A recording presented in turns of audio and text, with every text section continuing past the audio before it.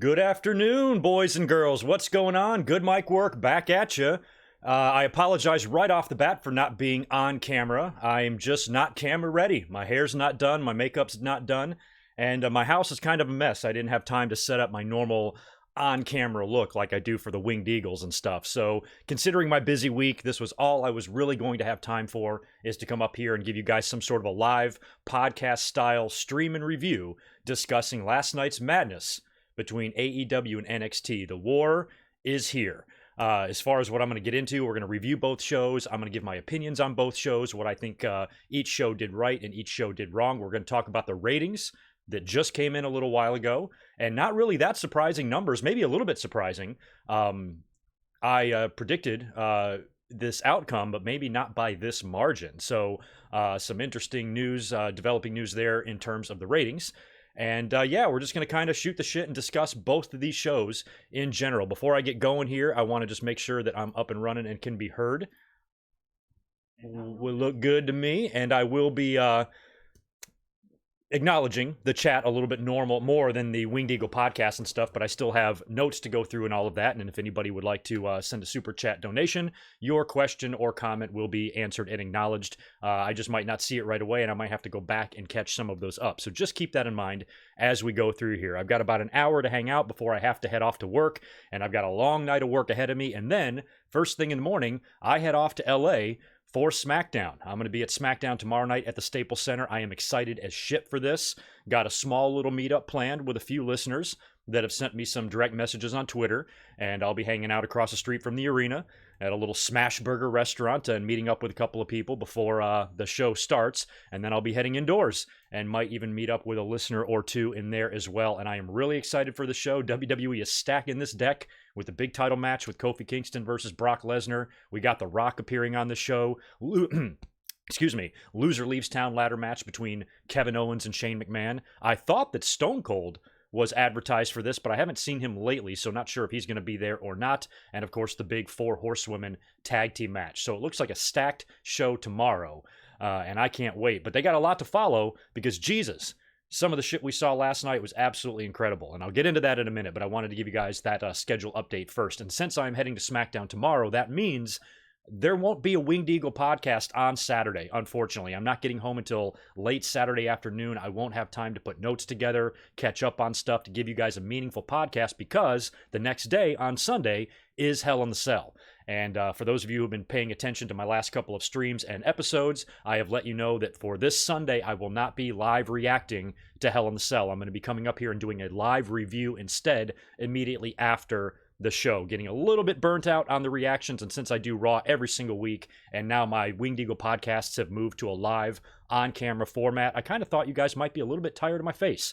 So I'm just going to do a live review after Hell in the Cell instead. And we're going to try that for a couple of pay-per-views and see how that affects the numbers. So that's what you have to look forward to in the next couple of days. If for any reason I can get up some sort of a video, or if I can record something on my phone and post it to YouTube while I'm at SmackDown, maybe in the hotel after the show if I do a review, I might even be meeting up with some of the No DQ guys. Who knows what they have planned. So it is possible that you might see me tomorrow night or Saturday briefly on YouTube and kind of like a cell phone recorded video or something, but I am not sure about that. So plan on just seeing me again after Hell in the Cell this coming Sunday. I think that's it for the pleasantries there. We're going to jump into the ratings first, and then I will start discussing both shows. And I'm going to start with AEW Dynamite because that, I think, is where everyone's curiosity was lying.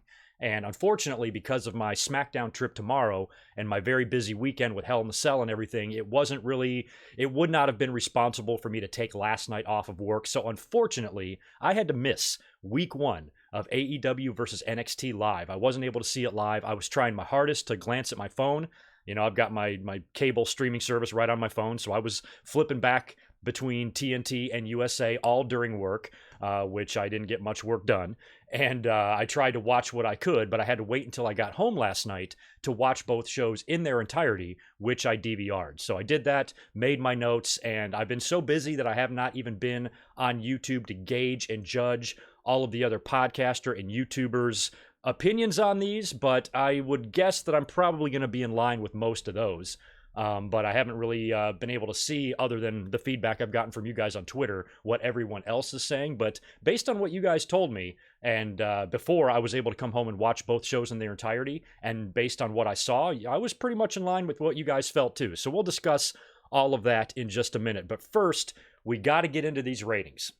Ratings are in. I was hoping that they would be out before I did this live stream. As a matter of fact, I even postponed this live stream another hour. I had planned to come up here at 3 p.m. local time here on the West Coast, and I waited another hour just to give myself time to read up on these ratings and find out what the overnight numbers were showing. And as expected, AEW did win the first week. A lot of people were doing the predictions on social media, and a lot of people were throwing out numbers. I didn't really throw out any numbers. My finger is not really on the pulse of that very much because I honestly don't really read or care about the Raw spoilers. Raw ratings. I have not cared about the Raw ratings since a couple of years before WCW closed its doors. The only time I really care about the ratings is when they have a steep decline, like news-making decline in ratings where WWE freaks out, Vince McMahon gets mad, they book some legends for the next week to try to bring the ratings back up, shit like that. That's the only time I really pay very close attention to the ratings at all. So I didn't predict any numbers. I just predicted that AEW would edge out NXT. I thought they would edge them out by a small margin, primarily because of the curiosity factor. You know, they've been in the works here for a year. Fans have been getting behind them. They've had a couple of pay-per-views. They've got a huge fan support by a lot of their really insane portions of their audience. Some of them are really, really crazy. Some of them are very, very anti-WWE. Those are the people that really needed to come out and support AEW on their first night in the ratings, which I believe they did. And I got to be honest, had I been home to watch these shows live, I definitely would have watched Dynamite first because it's something we've never seen before. It's a brand new night. We have not had competition in professional wrestling on this level, you know, on another network. Think about it. Professional wrestling is on TNT. We have not seen this since 2001. Go back and look at what the top 10 songs were in 2001. 9/11 hadn't even happened yet when WCW closed its doors. That was a long time ago. If you were born that year, you can vote now. So that's crazy. So the fact that we have a brand new wrestling promotion on TNT with somebody like Jim Ross and Tony Schiavone sitting next to each other in the broadcast fucking booth, I couldn't believe what I was seeing. So to me, just the curiosity alone and to see what AEW was going to be able to present with all of their hype, with all of the chatter, with all the fans bitching at each other back and forth about which company's going to be better and all this bullshit, WWE moving NXT to the USA Network and doubling its time to 2 hours to go head-to-head with All Elite Wrestling and create some Wednesday night competition. I just was giddy as a schoolgirl for this first night because I wanted to see what the hell both companies were going to do. And based on the numbers, which I'll read to you now, AEW got their viewers primarily because of what I mentioned, pure curiosity. They're going to get their hardcores. They're going to get their hardcore loyalists tuning in every week. You know that. It's everybody else. It's the fans that really don't have a dog in the fight. Someone like me, I just want both shows to be good. I'm so happy that both shows are going to push each other to do better. I don't give a fuck who's better. So to me, I just want to watch both of these shows thrive and potentially be the most exciting night of wrestling. Better than Raw and SmackDown. Better than most pay-per-views. Better than anything Impact or New Japan is going to give us. These two companies, when one show has a good show, it's going to force the other one to have a good show. That's just the way competition works. We haven't seen this, like I said, since way before 2001. WCW was not even competitive with WWE past, late 98. So they were dead in the water for years, a few years before they even closed their doors. So it's been a long time for, and when TNA came around, it was the same thing. They tried to go head-to-head with Raw. We saw how that worked out. So it's been a long time since a company has come along now that's selling out an arena. Capital One Center in D.C., 14,129 fans. AEW Dynamite pulled in. That's impressive. Now, it's the first week. Of course, they're probably going to sell out their first show. If they didn't sell it out, I think it would be a disappointment. So the big story long term is, can AEW sustain this, which we'll talk about. But anyway, let me shut my mouth, read these ratings. WWE NXT, 891,000 homes. This was down from last week's unopposed show that did just over 1 million. AEW had 1.4 million viewers. That's awesome. I wasn't sure if they'd even break 1 million.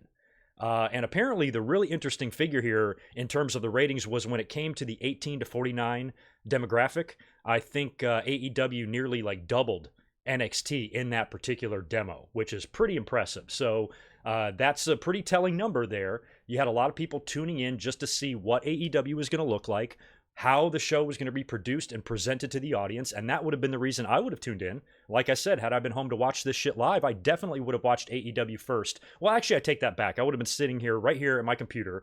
I got 2 computers, a TV over my fireplace, and a phone and a tablet nearby. So I can easily pull up both shows. I probably would have done that, but I would have paid the closest attention to AEW just because I wanted to see what that was going to be like. NXT has been giving us premium wrestling content for years.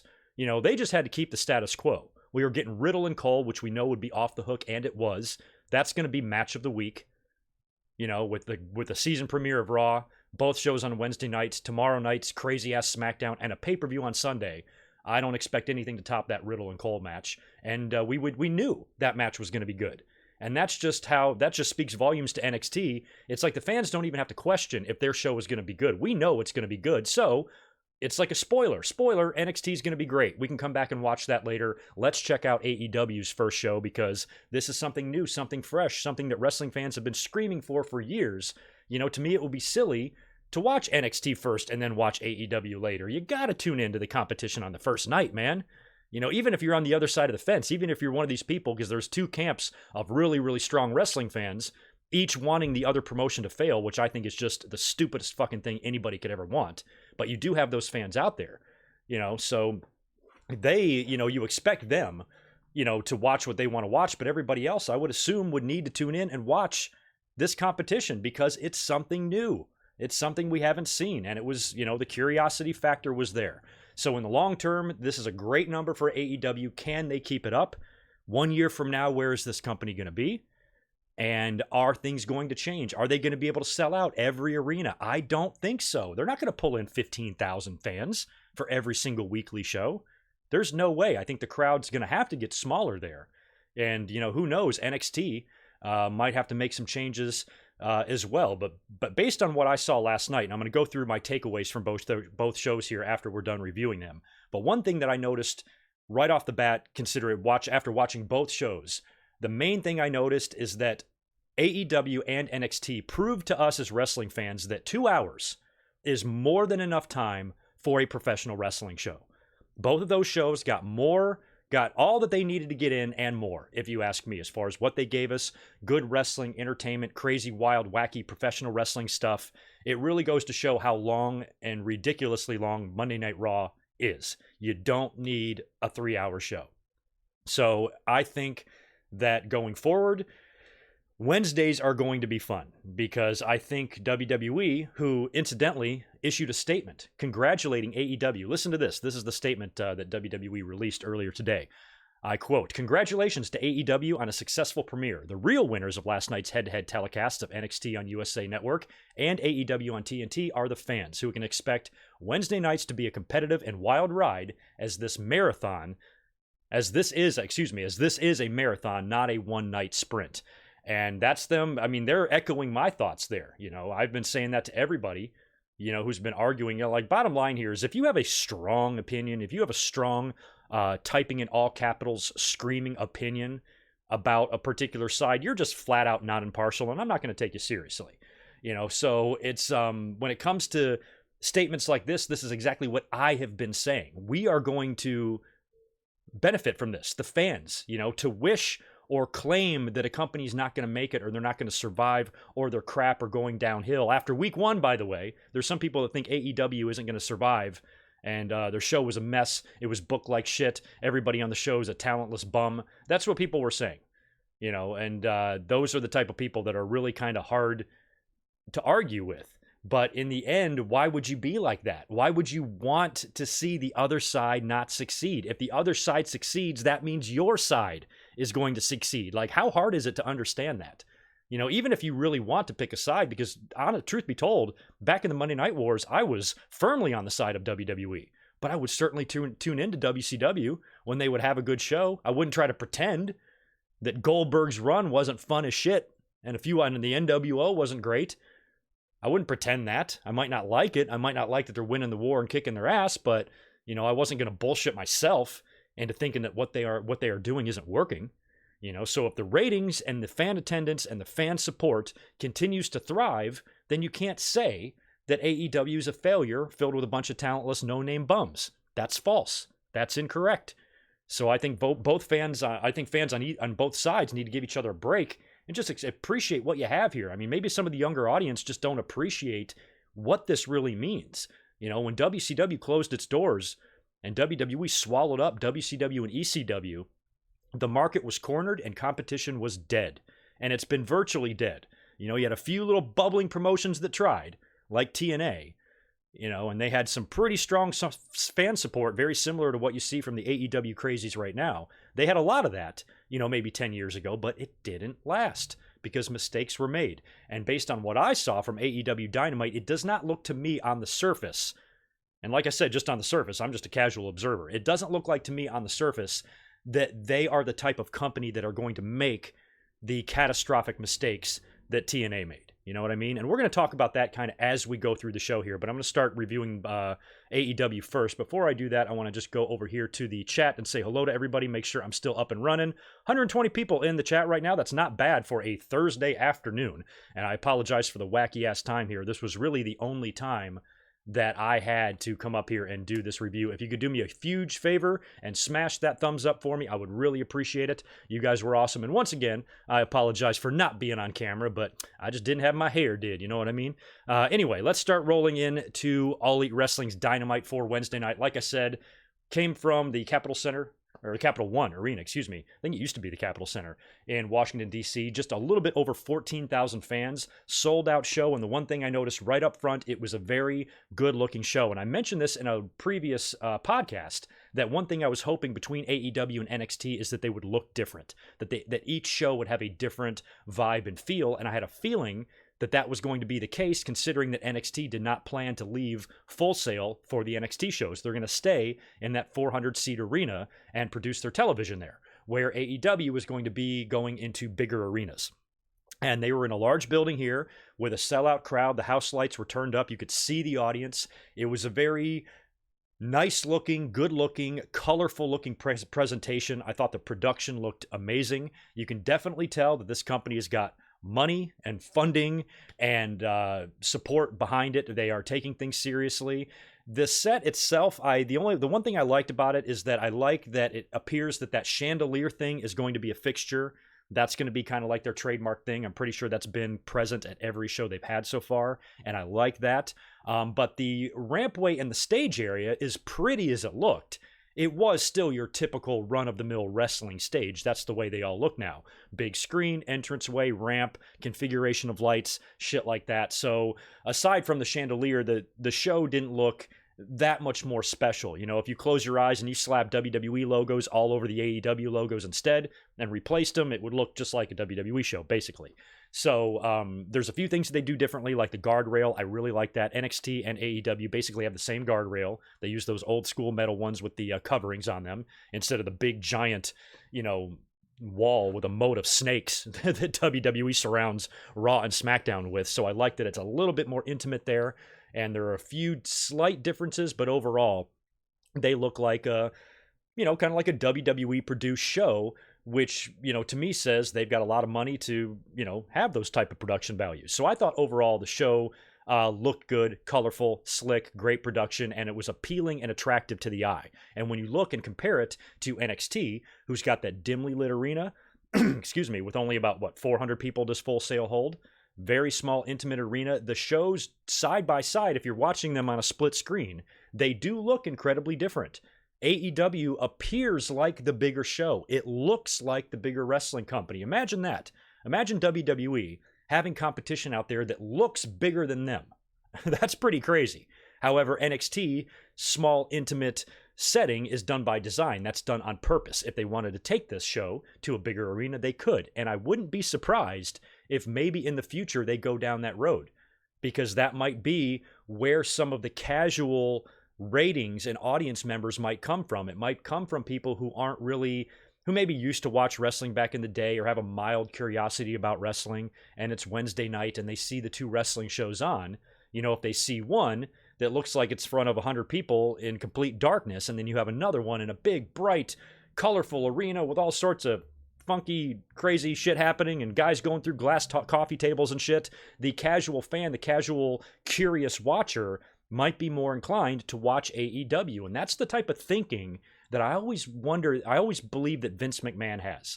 And, to them, they're like, well, Triple H and Vince McMahon might be saying, look, they cannot compete with us in in-ring work.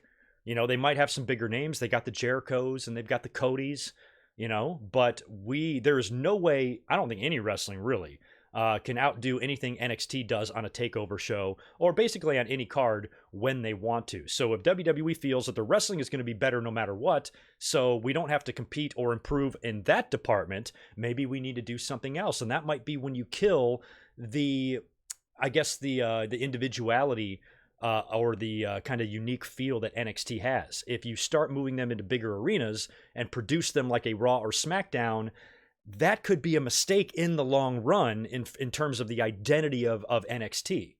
But it might be what they have to do to combat AEW in the future. There's a long way to go here. I don't think this is any sort of decision WWE is going to make overnight. Like I said, it's only week 1. Let's get to early 2019 and see where everything stands. Let's take those 12 weeks of TV and compare the numbers and see which show won the most weeks and by how much, which show is performing better, and then maybe we can determine what WWE needs to do to get better or what AEW needs to do to get better. But nothing at all whatsoever can be decided or determined or claimed by any sort of a wrestling fan after week 1. So check yourself. Anyway, let's start reviewing the show. Like I said, Excalibur, Jim Ross, and Tony Schiavone were on the call. Tony Schiavone back calling wrestling on TNT for the first time since the last episode of Nitro. And him and JR back together, working together again. They haven't been in the same company since the late 80s, early 90s maybe? JR's final days in WCW. They haven't even really seen eye to eye over the years. They both currently have podcasts with Conrad Thompson right now, who is at ringside. Saw him there. But just the fact that, number one, JR and Schiavone are there together, and number two, that Schiavone is there at all, calling wrestling on TNT, is just amazing. And there was a lot of WCW mentions. If you noticed, Tony Schiavone did a lot of in-ring and aisle-way interviews. And that was one of the things that I thought was cool, because back on Nitro, they used to do that all the time, except it wasn't Schiavone, it was Mean Gene. Mean Gene's passed away. If Mean Gene was alive, I'm curious if AEW would have tried to gone after him and make an appearance or something like that, provided he wasn't tied down with any Legends deal. But it was kind of cool to see Schiavone take over that role, sort of. And they're going to be doing that and having those interviews like they used to on Nitro. And it really did feel like a WCW, like a relaunch of WCW without being able to use the name. They referenced the Brian Pillman and Jushin Thunder Liger match as the first match ever on TNT on that first Nitro. And JR mentioned when they faced each other prior to that in like the late 80s. And there was more than one, WCW reference. And they were back on the same network, that WCW ended their run on. So that, for me as a wrestling fan my age, was just very special. And I thought it was cool. And I hope everybody else did too. I've never even been like a huge Tony Schiavone fan, but just to hear his voice, and to be honest with you, he did well. I think Jim Ross did too. Excalibur, fucking guy, holding his own. Think of what a thrill that must be for him, what he was doing a year ago.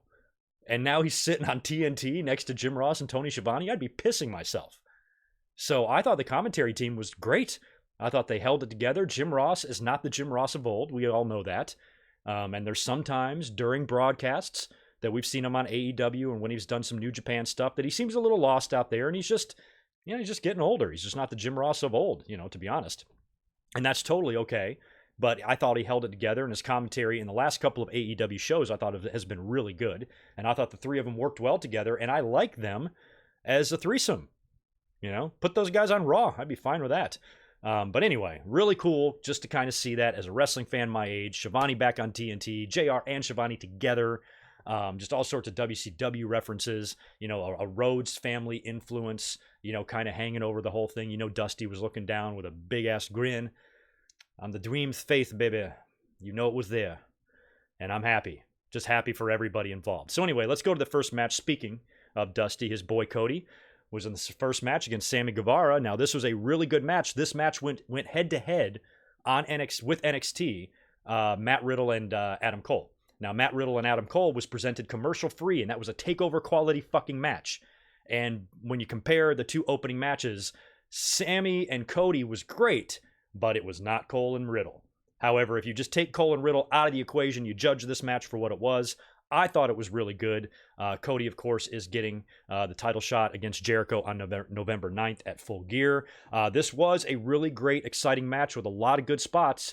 The ending saw Cody countering the shooting star press with double knees and then cradling up Sammy for the for the pin, and I have interview written down next because right after this would be the first time we saw Tony Schiavone got in the ring to interview Cody after the victory, and that's when he was interrupted by Sammy Guevara, who offered a handshake. Cody accepts it, and then Cody gets blindsided from the back by Chris Jericho, who kicks his ass, beats him up all over the ring and the outside of the ring, hits him with a code breaker, and power bombs him through two chairs on the floor. And I loved it when he was leaving. He's like cutting a promo while he's walking up the ramp, and he pushes Schiavone right out of the way, which I thought was great because I loved Jericho and Schiavone's run-ins in WCW when Jericho would call him Schiavone or whatever the fuck. Just kind of cool. I'm like, wow, Tony Schiavone and Jericho just crossed paths in the aisleway for the first time since Nitro in 1998 or 1999. Just crazy shit, man. Good stuff. Good opening match. And like I said, had it not gone head-to-head with Riddle and Cole, I probably would have been singing the praises of this match even more. And I like that Sammy kind of offered the handshake considering what he would do later on and the way all that tied in together. I thought that was good. Next up, we had MJF coming out.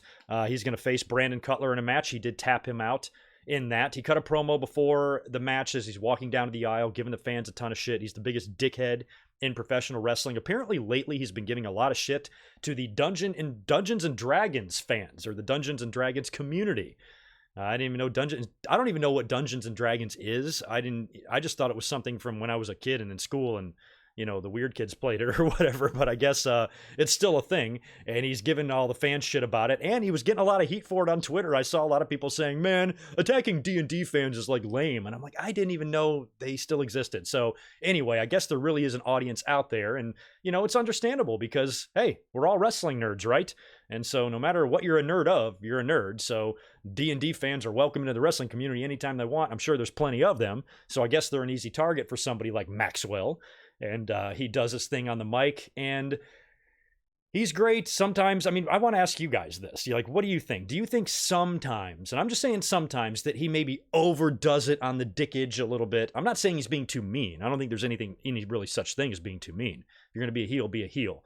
But sometimes I think he takes things so over the top that his insults almost just seem ridiculous instead of funny. Just sometimes. He's still great. He's still cutting his teeth. He's not the Rock yet. And if you remember back in The Rock's early days, he had to practice a little bit. Some of his catchphrases didn't stick.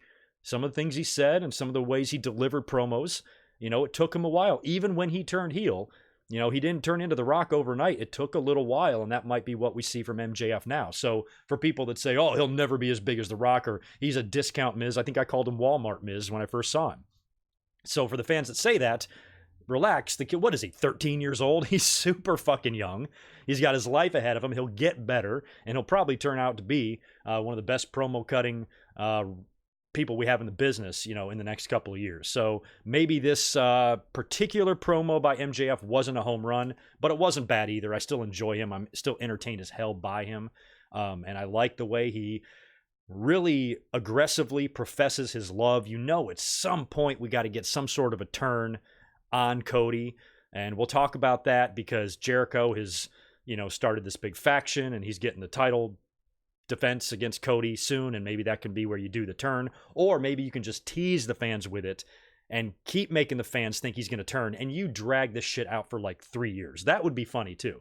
But whatever they do there, I think the MJF is going to be a pretty big deal, and he's going to be a pretty big part of All Elite Wrestling. He's going to have to be. He's one of their main names there. And one of the more cringy parts of the show, you had Chris Van Vleet, who did get signed by AEW, and congrats to him. He's a pretty good guy. and he was at ringside to interview Jay and Silent Bob, Kevin Smith, and I forgot the other guy's name, something Muse. They're the stars of Jay and Silent Bob. Kevin Smith I like. I never saw, I think maybe I saw one Silent Bob movie, but never really a big fan of that stuff.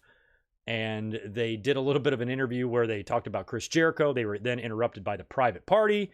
The whole thing was just kind of cringy and weird, and it was what it was. So I could have done with that without that entire segment on Dynamite, if you ask me. You had SCU doing a little promo in front of the White House.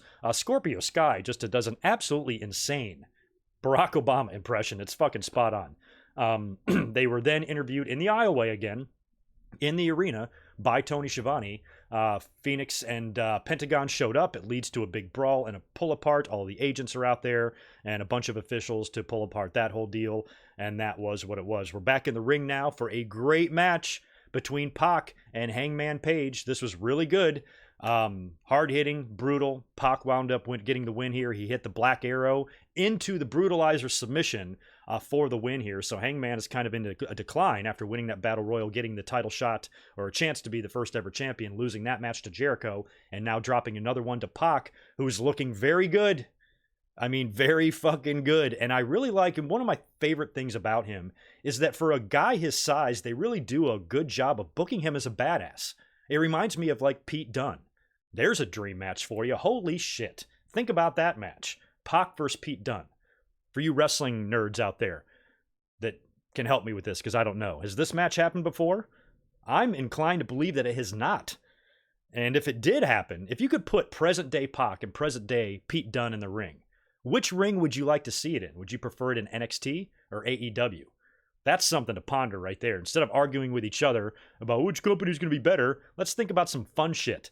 Let's stick Pac and Pete Dunne in a dream match. Why don't somebody make that on one of those WWE 2K games and put that inside of a ring, NXT or AEW? Which ring do you think that match would be better in? I'm kind of curious to hear y'all's opinion on that. By the way, I am not looking at the chat at all right now. I will go back to that in a second. So if any, actually I'm gonna look at it right now. Yeah, there is a super chat up here from Chris. Chris, I'm going to answer that in a second, and any other super chats that are here, I will answer that as well. And a pretty decent audience in here, which is nice. Thanks for hanging out with me, even though I ain't showing my face today. And if y'all could do me a big favor and smash that thumbs up button. We're only at 52 likes. That's lame, y'all. Hook a brother up. Anyway, what's next on my list? Oh, yeah. NXT Women's Champion is going to be crowned next. We have Riho taking on Nyla Rose.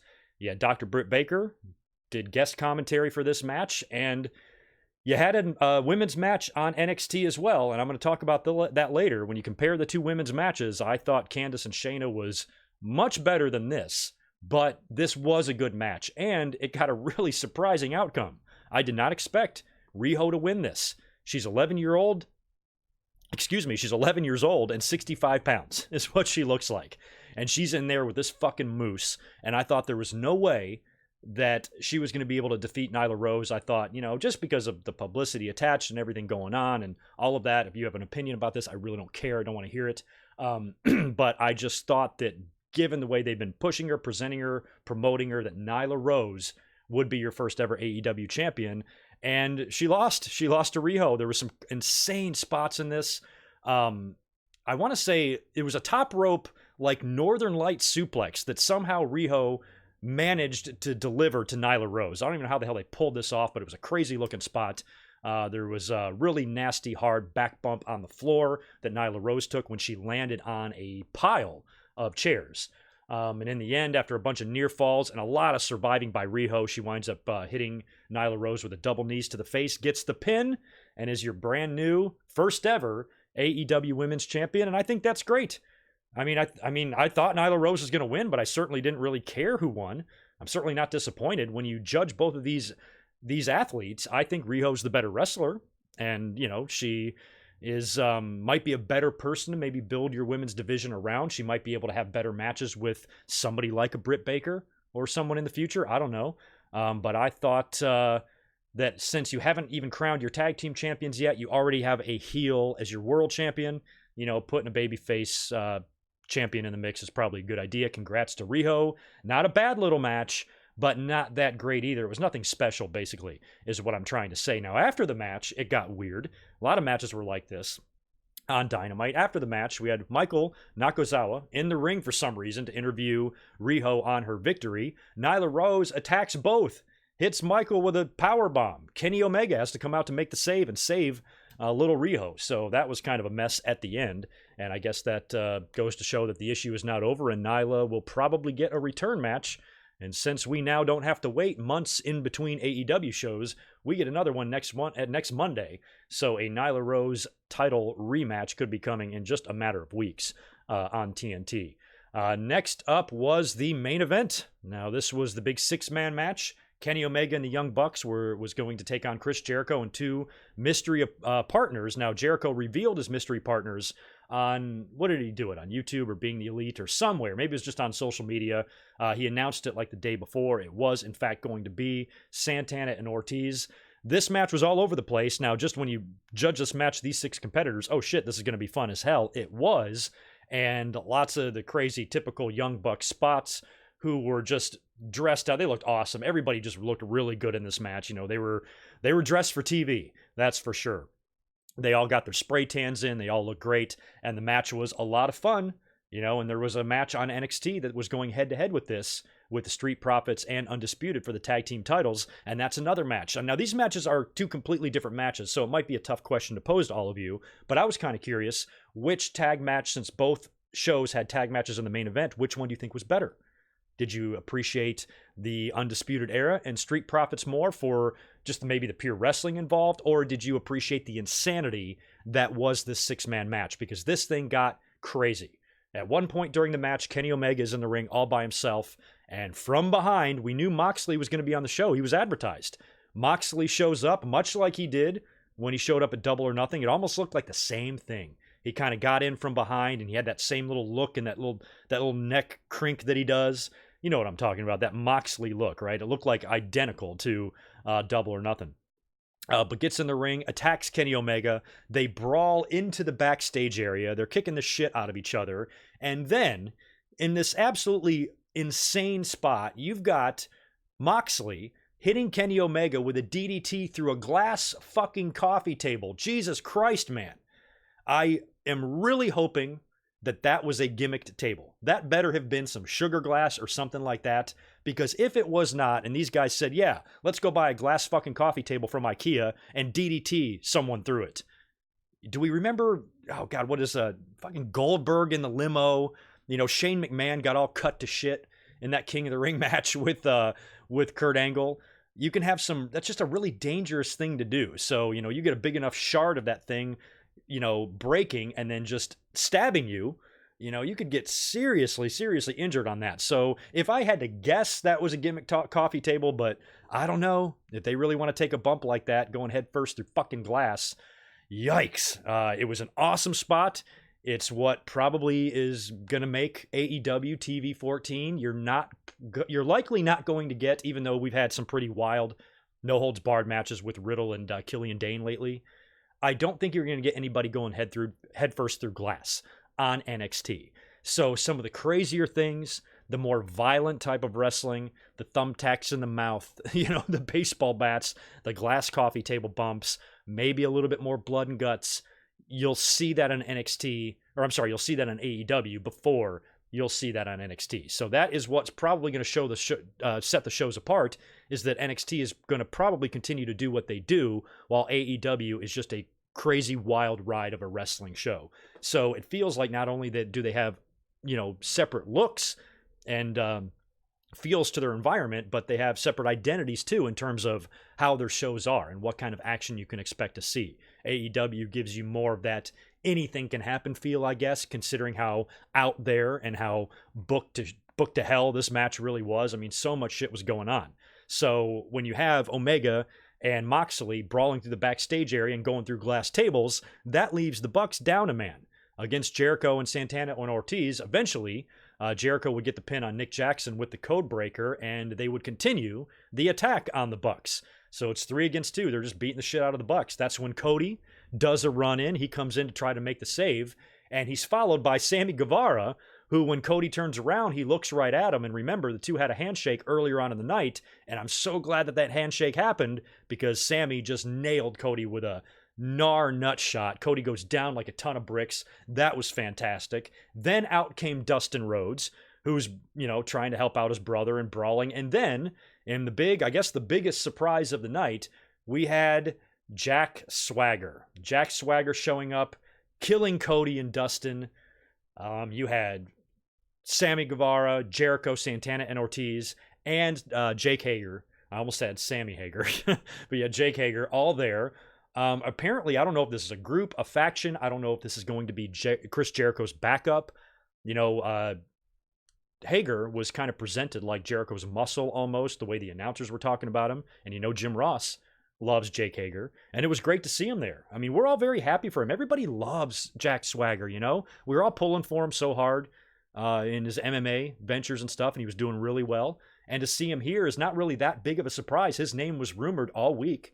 He's one of the few bigger names out there that they could really grab. But again, to save him, to save that name for your big surprise, I'm not sure how much of a big surprise that was. Do any wrestling fans even know who he is anymore? And they certainly don't know him as Jake Hager. They know him as Jack Swagger. So he's going to be a great addition there. I think he can be a top player there where he's lost in the shuffle in WWE. So this environment is much better for him, and I have no doubt he'll do well there. And I can't wait to see him maybe become reborn, and maybe maybe have the same kind of success that a Cody or a Drew McIntyre or so many others after they left WWE. They become a major player, and then maybe they can go back there and, get some WrestleMania main events one day in the future. So I definitely think that this is a good move for Hager, and got to get used to this, calling him this new name, which is fine. Jack Swagger, Jake Hager, same thing, big deal. But it's probably going to take some time for the fans to even give a shit about him either. And I don't know if he would really classify as a huge surprise. To me, he's not a huge surprise. And I talked about this on Twitter. We talked about it in the live stream on Monday and the last podcast, that when you look at all the names out there, the potentially game-changing names that AEW could potentially bring in, there's only one, CM Punk. He's literally the only one that would make enough difference in a wrestling war to where you'd say, holy shit, AEW has got something here. WWE could be scared, or should be scared. There's no name out there that would produce that result other than a CM Punk. The only other name I could potentially think of might have been like a Goldberg, but he just came back and worked a WWE match at SummerSlam, so he's probably unable, but his name has been tossed around, in AEW circles before. So if he showed up there and speared Jericho and then beat Jericho on fucking TNT in 2 weeks for the title, and much like the Universal title, when they put it on Goldberg to put that big wrestling icon's name in the record books as a title holder, I think that was primarily one of the reasons why they put that belt on him, and they could use him for the same thing in AEW. But he's really the only name out there other than Punk that really might get the wrestling world talking. Everybody else is unavailable or is just a mid-level star, like a Jake Hager, like an Alberto Del Rio, like a John Morrison, who reportedly is heading back to WWE. You got some legends out there like Rob Van Dam who could maybe appear here or there. But there aren't any big names like, because I mentioned the Luger on Nitro, Luger on the first Nitro. It's a different era. They're not going to succeed like WCW did because they're not going to be able to steal talent. Their best hope is to get disgruntled talent whose contracts are up. But there's not many of those. There's plenty of disgruntled talent, but not many whose contracts are up in the next few weeks. Most of them have months or years left on their deals, anybody that might be disgruntled. So there's nobody that they can even really grab. You can't just throw a bunch of money at John Cena and have him appear, or Brock Lesnar or something like that. Those guys can't come over there. So you can only work with what you got, and WWE isn't going to let a Lex Luger or a ravishing Rick Rude fall through the cracks anymore.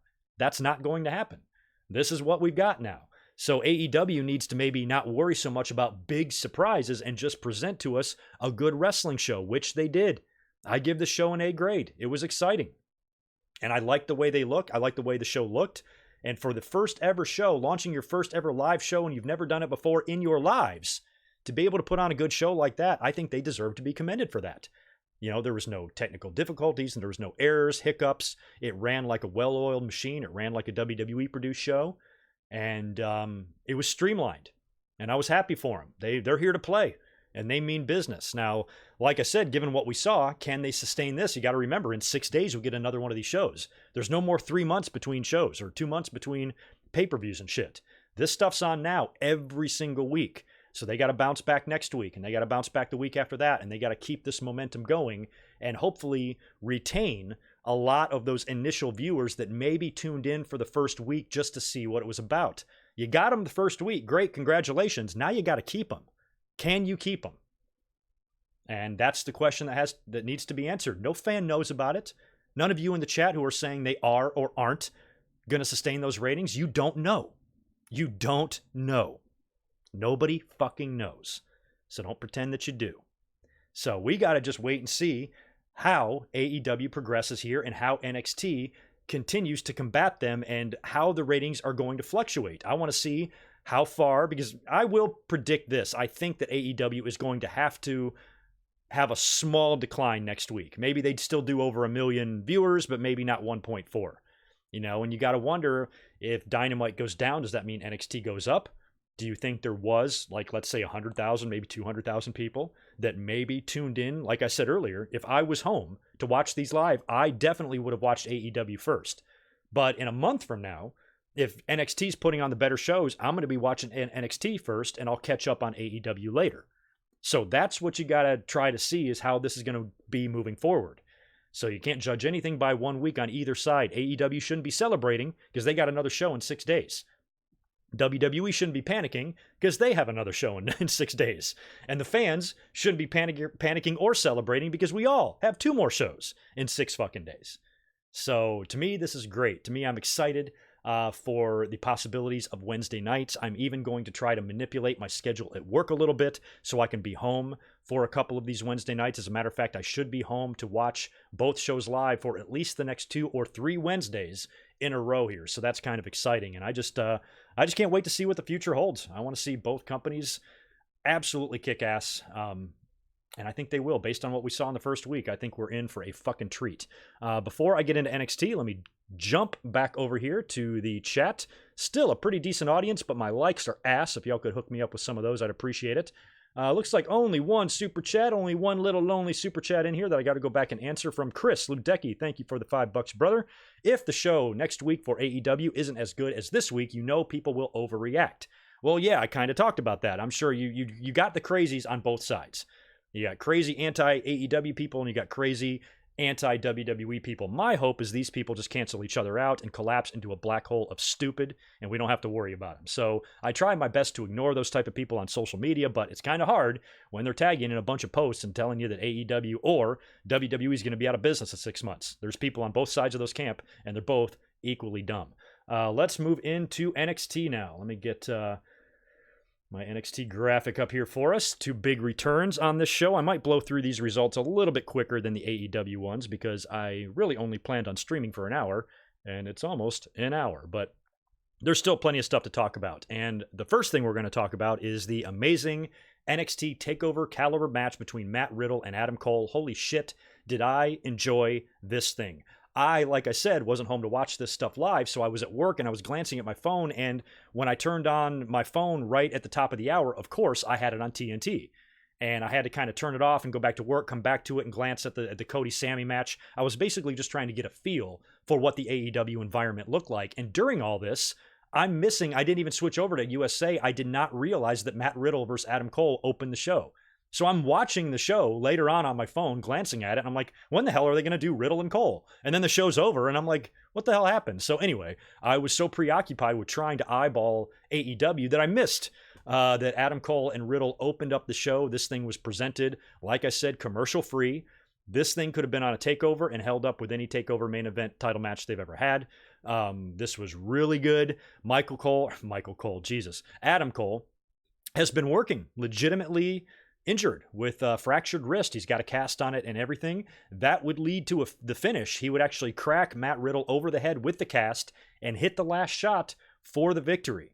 Now, I predicted everybody to retain their titles on the show. I did not think, as much as I love Matt Riddle, I'm a big Matt Riddle fan. I think he's going to go places, but this match was just thrown together, and Matt Riddle beat Killian Dane the week before to earn this opportunity. I didn't think it was the right stage. Even going head-to-head with AEW, I was still like, let's not do a title change for the sake of a title change just to compete with All Elite Wrestling. And that's what I hope both companies try to avoid doing, is trying to do the shit for the sake of competition or for the sake of ratings. Just hot shot an angle or switch a title or swap a title real quick because you're in panic mode and you got to do something crazy to, get the buzz back, and the attention back directed on you. I hope neither company does a whole lot of that. So I was hoping that WWE, as much as I love Riddle, would keep the belt on Cole, at least for the time being, because I would like to see him, drop that at a takeover or something like that. But, in the end, he did get the win there, and that was pretty awesome. And after the match, the lights go out and Finn Balor's music hits.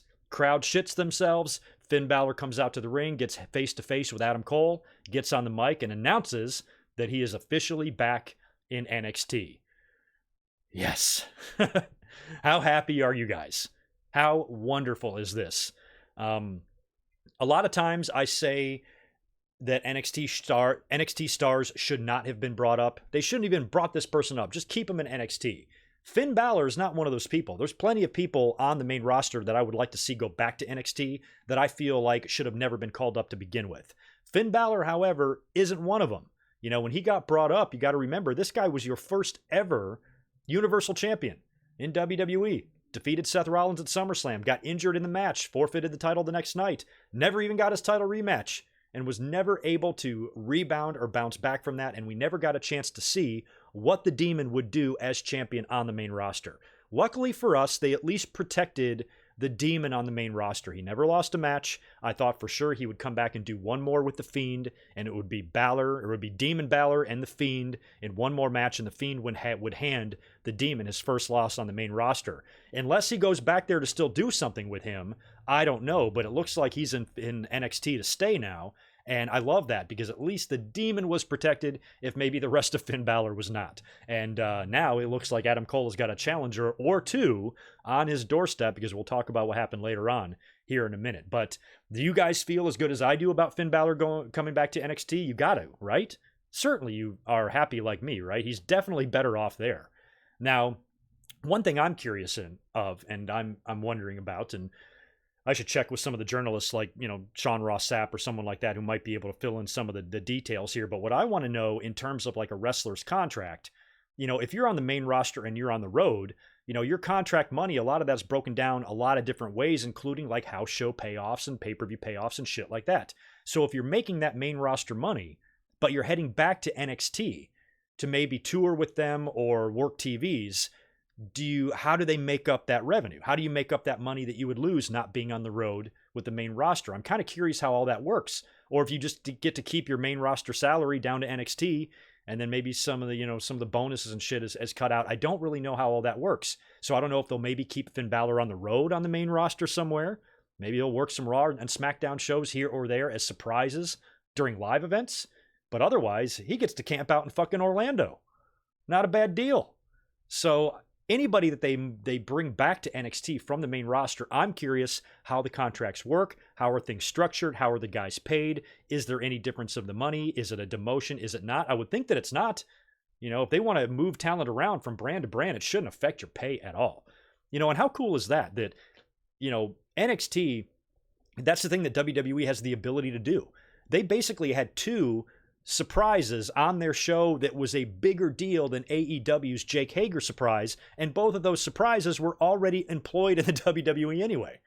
That just gives you an idea of just how much talent WWE has under their umbrella. They can have guys jumping ship underneath their banner to where it's a bigger deal. Even a guy who's in the same company can move to a different show, and it's a bigger deal than a guy that's never been on a particular show's or a company's show before showing up there. So that's pretty telling that Balor and Tommaso were bigger deals than Jake Hager in NXT. But that is just wonderful news. I cannot wait to see some of these NXT Demon entrances again. He had some great ones. I remember the one with the chainsaw. It's fucking awesome. Like, I just missed that, and that was what was so special about Finn Balor and the fan involvement and the participation in his matches and his entrances.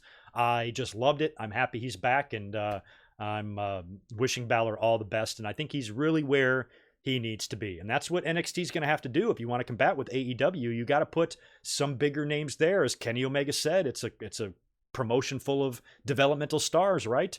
WWE has the ability to change that with a snap of their fingers, which is what Kenny doesn't quite understand.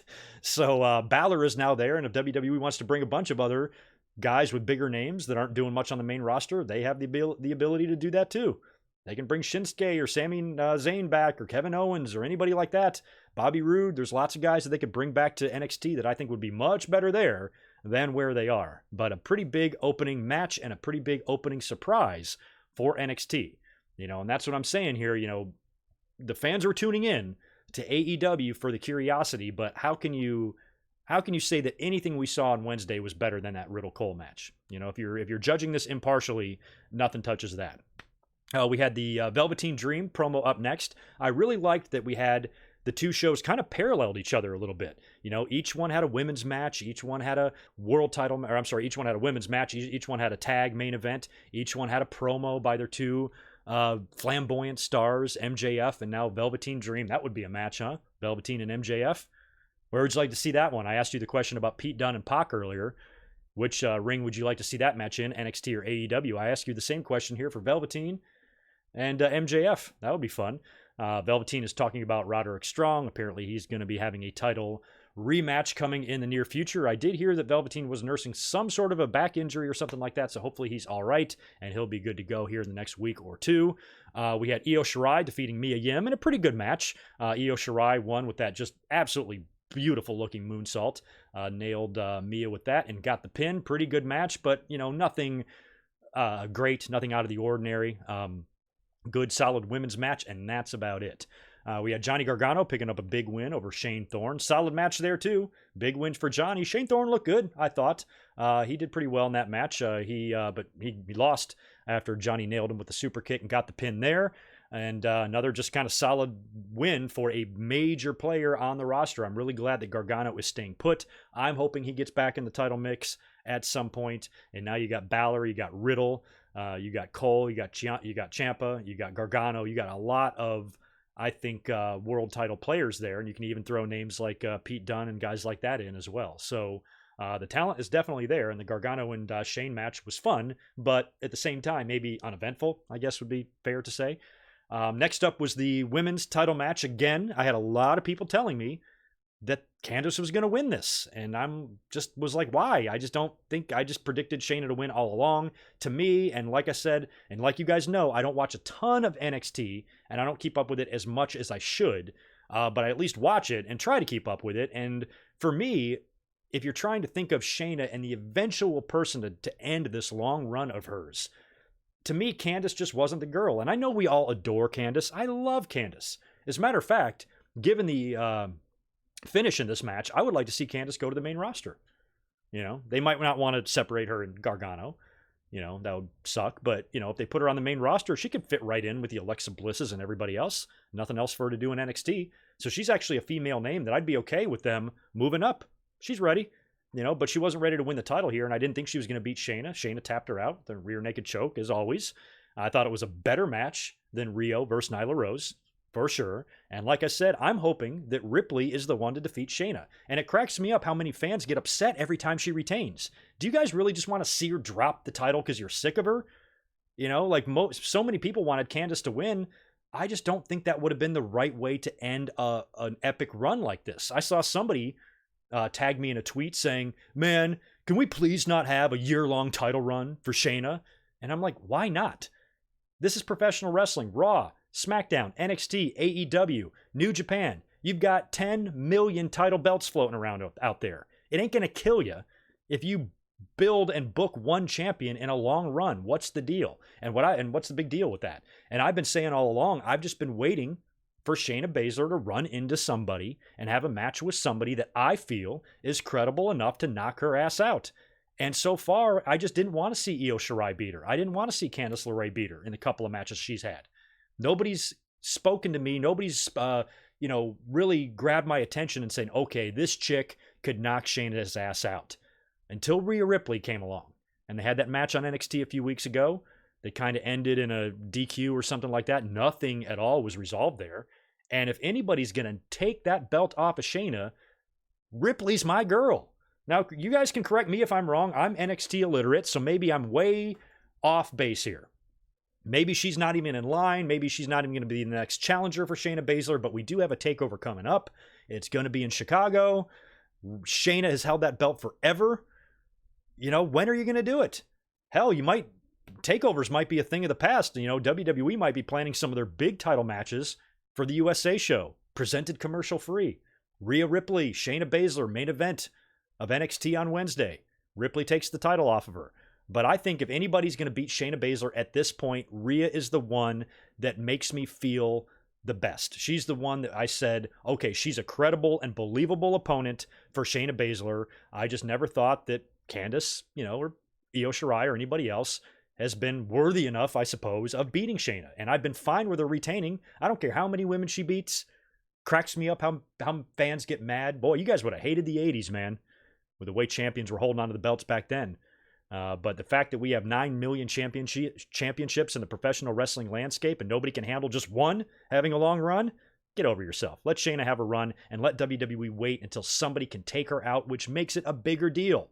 The longer you hold the belt and the bigger deal it is when you drop it. And you want to try to reserve those for big stages, not the middle of your card on a Wednesday night show against an opponent that won a 5-way or a battle royal. What the fuck did Candice win to get that opportunity? Just wasn't what I would do. I would book Shayna in a program with somebody that she's got an issue with, a personal issue with, and somebody that's gotten in the ring and knocked her in the mouth a couple times. And to me, Rhea Ripley is that girl. So she's my girl. The person that I want to see Shayna drop the belt to is her. We had a bunch of WWE legends at ringside as well. We had Hall and Nash there, which is cool to see them at ringside. We had Stephanie McMahon, Mark Henry, and Medusa. Caught a glimpse of all of them. There might have been others. Those are the only ones I saw. Pete Dunne, I mentioned him earlier on in that dream match with Pac. He defeated Danny Burch in a solid match, but again, much like Gargano and Shane Thorne and much like Io Shirai and Mia Yim, this was just a good, solid wrestling match on a professional wrestling show. Nothing really wacky, not too much storyline development or anything like that, except for the end when Pete Dunne was laid out by Damian Priest, who I really like. Good-looking kind of gimmick and stuff there, so I feel like he'll be getting pretty over here in the next, few weeks and months. And finally, we are on to our main event now. Tag team titles on the line. Looks like the final opportunity for the Street Profits. They've already had a couple of other opportunities. They've already held the belts once, and we see them on Raw every week. Putting the NXT tag team titles back on them is not something I thought they would do, and they didn't. Undisputed defeated the Street Profits in a great match, and that's one that I did want to ask you guys, because they are two completely different matches, but which main event tag was better, AEW's or NXT's? I'd probably give the wacky nod to AEW because so much stuff was going on with Moxley and Omega and Jake Hager and heel turns and shit like that. But in overall, just good wrestling. I don't know. I might give the nod to Undisputed and Street Profits here. And the show closed in a pretty big way as well. Adam Cole would come out to the ramp and the stage to celebrate with the victorious Undisputed Era, and Tommaso Ciampa, who was rumored to be backstage. That was out. That was no huge surprise there, but we hadn't seen him up until this point. The show appeared to be going off the air, and we kind of forgot about him, and he showed up and confronted Adam Cole, and now Cole has got two brand new challengers he's going to have to deal with in Finn Balor and Tommaso Ciampa, who I'm guessing, since he's out and doing a face-off with Adam Cole, means that he's healthy and he's ready to go. So those are two humongous additions to the roster there, Finn Balor and Tommaso Ciampa. And remember, WWE could add more. Maybe they're going to slowly give a little bit more beef to the NXT roster. Maybe they're going to start there before they start thinking they have to change their setting, change their environment, move to a bigger arena, do more lighting and production effects to try to combat and try to rival what AEW is doing. Before they do that, maybe they can beef up the roster a little bit first, to where when you have a guy like Kenny Omega saying that NXT is full of developmental wrestlers, he looks stupid, because it isn't. It's full of some developmental wrestlers, but not all. So maybe next week WWE brings somebody else back, and the week after that they bring someone else, and you bring like 3 to 5 new stars back on the NXT roster from the main roster. To me, that would be great. I don't know if they're going to do that or not, but they might. So anyway, let me go back over here and make sure we're good. No other shit to worry about. My takeaways from both of these shows. As far as NXT goes, one thing, like I said, I noticed right up front, they look good. Everything looks good, slick, colorful, and beautiful. They look like they have the funding. They've got the motivation, the drive, and most of all, the fan support. They all appear to be there. We talked about if they can sustain this or not earlier on. How will the ratings fluctuate? Where will they be 1 year from now? Internally, can they book compelling TV? Because you got a lot of wrestlers, with their fingers in the pie. You got a lot of wrestlers in executive roles. I don't really know. I haven't even really read up on who the head booker, head writer, or anything like that is. So internally, they've got to put all this together, stuff that they've never done before. And you've got plenty of wrestlers there. You got plenty of amazing, genius wrestling minds working there, which always cracks me up when the fans are telling me all the mistakes AEW made in their booking and everything. I'm like, let's let the professionals handle that. There's plenty of wrestling brains that take shits with more wrestling knowledge than you. So I wouldn't go that far to try to criticize, their booking. It's week 1. If it doesn't make sense in week 1, it might make sense in week 2. So just chill. So how is that all going to work? Internally, how are they going to book compelling TV on a consistent weekly basis with no hiccups, no internal problems? There always seems to be drama and bad feelings and egos and politics and shit like that. That goes hand in hand with professional wrestling, like peanut butter and jelly. So can they avoid those problems, and then can they do their best to manage those issues that may come up, with talent and how you write TV and how you book guys, and then if you get somebody that's frustrated and shit like that. So I think they're a long way from getting to that point. From what I could tell, it really looked like everybody had a good time. AEW was there to have fun. The wrestlers were all in on that. The announcers were lively and vibrant, and JR felt and sounded like he was awake. And it looked like everybody involved there were just happy to be there, having a good time, and just saying, damn, look at the stage we're on. Let's make the best of it. So that is all positive. Those are my positive takeaways from AEW that I think, based on what I saw, they're going to be fine. And they've got a lot of diehard loyalists there that might support the show even when it sucks. So they're going to have enough fan support there. WWE has done enough to us over the years to sour us on a lot of their product to where we are desperate to find something else. It cracks me up the way the fans talk about how desperate WWE is. If anybody's desperate, it's us. We've been desperate for competition for years. Now we have it. So we want it to be good. I mean, I don't want AEW to start sucking, and I see that with some of my podcasting colleagues, that they've been badgered to death so much by fans that they now are low-key rooting for the demise of AEW. They're firmly, they try to remain impartial, but you can read it between the lines there. I think they're so annoyed with everybody, going fucking nuts now. It's like they're starting to turn them where they want AEW to fail just so they can stick it to the fans, and that's not a healthy environment for professional wrestling fans. We should be more, we should be more unified than divided on this. This is something that should unify the fans. It cracks me up that it divides us, but that's the world we live in. I feel, though, like when you look at the two shows, that AEW is going to be the show that gives us the wild stuff. That's why they're TV 14, as we saw on Dynamite on Wednesday, Moxley putting Omega through the glass table and shit like that. So I think a lot of the wild stuff and the bonkers booked main events, you're likely to see that more on AEW, where NXT might just rely on what they've been doing, going out there and giving us kick-ass wrestling. And if they need to add and incorporate different things into their show to be able to compete with what AEW is doing, only time will tell that in the future. But I think NXT will continue just to do what they do. And if AEW doesn't cool off, then they may change their presentation. If AEW continues to have these ratings of 1 million people or more watching their shows, and they're beating NXT the majority of the weeks or all the weeks, and that heads into next year, then, or even before that, then you may see WWE make some changes to their presentation to give it a bigger looking feel.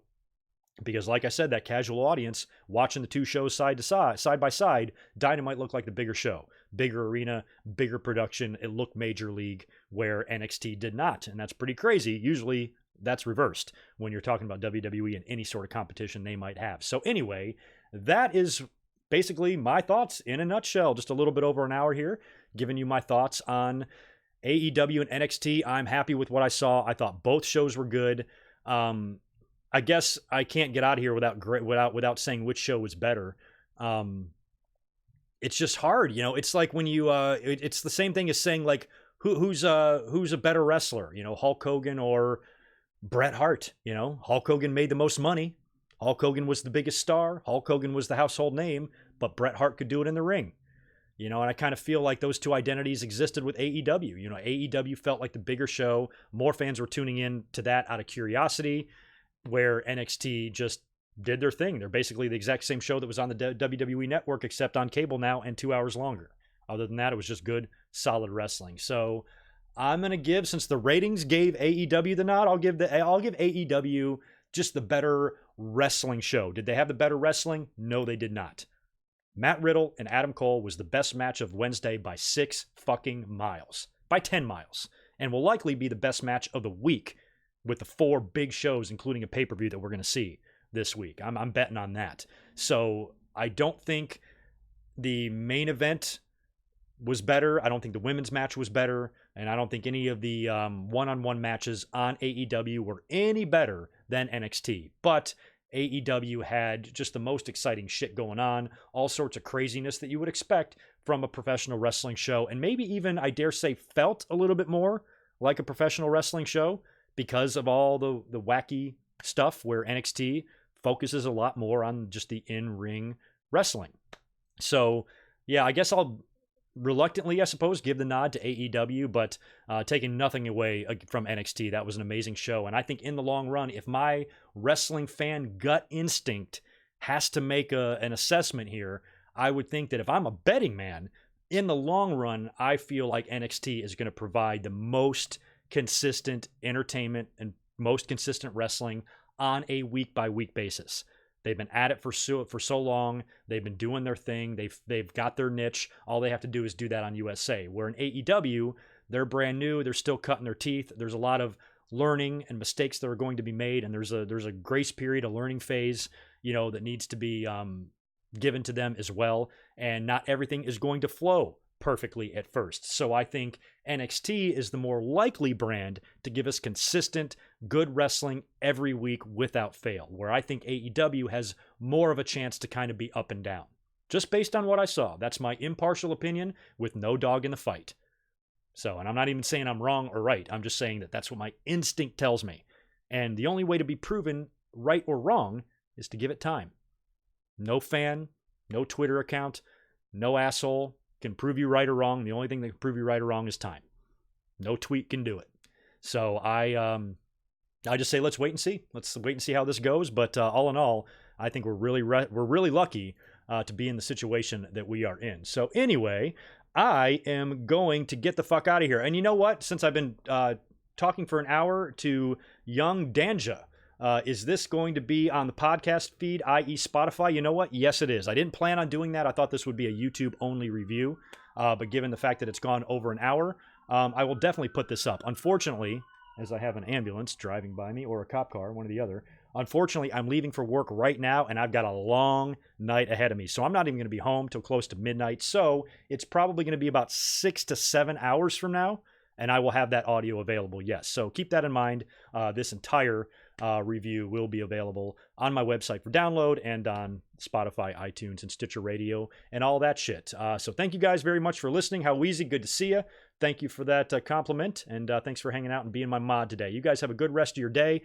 Make sure you follow me over on Twitter. Like I said, I'm going to SmackDown tomorrow, so I will be posting pictures, might even have a couple of videos or something like that. I might post to Twitter, maybe some pictures with fans and shit like that.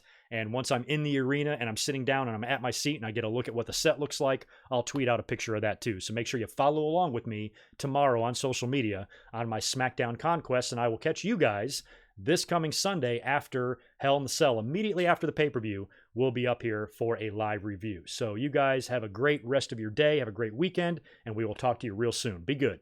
Peace.